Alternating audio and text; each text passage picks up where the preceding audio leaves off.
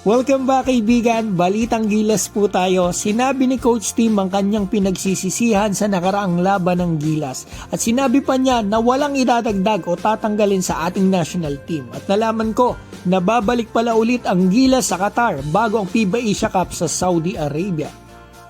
Sa pagbalik po ni Coach Tim sa Pilipinas, sa PBA nagkaroon po ito ng interview. Sinagot po ni Coach Tim ang mga binabato ng fans na magdagdag ng players o palawakin ng player pool.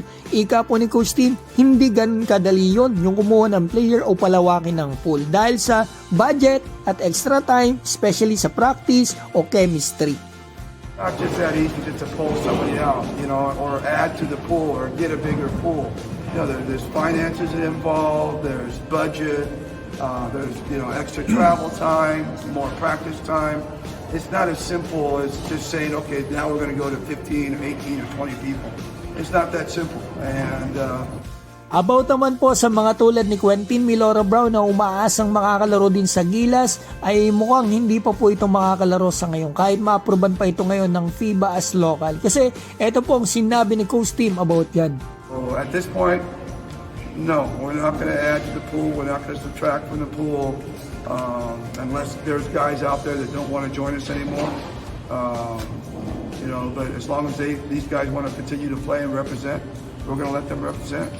Napakalinaw, so hindi pa po magtatanggal, hindi rin magdadagdag si Coach Tim. Parang one to sawa ang Gilas players natin, kumbaga hanggat gusto nilang maglaro, magsilbi sa ating national team, hindi sila matatanggal o mapapalitan. So ibig sabihin ay hindi pa po natin makikita si Quentin Milora Brown, Jordan Heading, SJ Belangel at iba pang players sa Gilas Pilipinas.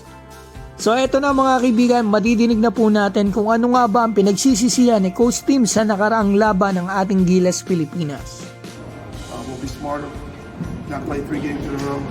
If I have a regret is that I didn't rest Justin and Judmar and maybe Scotty and AJ in one full game in Doha.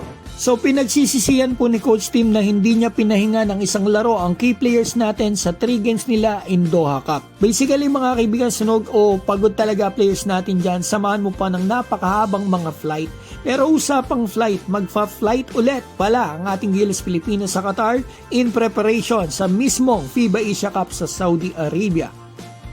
Yan ang maganda kasi malapit lang po yung lugar ng preparation games ng Gilas sa venue ng Asia Cup. 1 hour and a half flight lang yung Qatar to Saudi. Unlike nitong third window, bugbog sa flight. Pinas to Doha, balik ng Pilipinas, flight sa Taiwan, tapos flight ulit sa New Zealand.